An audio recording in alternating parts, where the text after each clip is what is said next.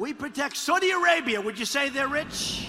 Reuters sources say Russia and Saudi Arabia struck a deal last month to quietly increase their oil production, and they notified the United States that they were doing so. But the agreement was kept quiet because publicly they have refused to bow to demands from the White House to do exactly that, increase production, before the November midterm elections. And I love the king, King Solomon, but I said, King, we're protecting you. You might not be there for 2 weeks without us. You have to pay for your military. That was President Trump on Tuesday. He's long criticized OPEC members like the Saudis for what he perceives as taking advantage of their alliance by keeping oil prices high. Russia is not an OPEC member, but it obviously has its own pressures from the states.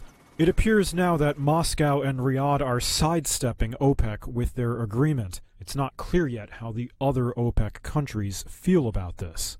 Public record shows the Saudi energy minister Khalid al-Falih flew to the United States to watch a football game with Energy Secretary Rick Perry in the days before the agreement. The two are both graduates of the same university. The men then made separate visits to Moscow within days of the game to meet their Russian counterpart, Alexander Novak. Sources say the deal came to fruition before an OPEC and Russian meeting in Algiers on September 21st, although both parties said during that meeting that they would not increase output.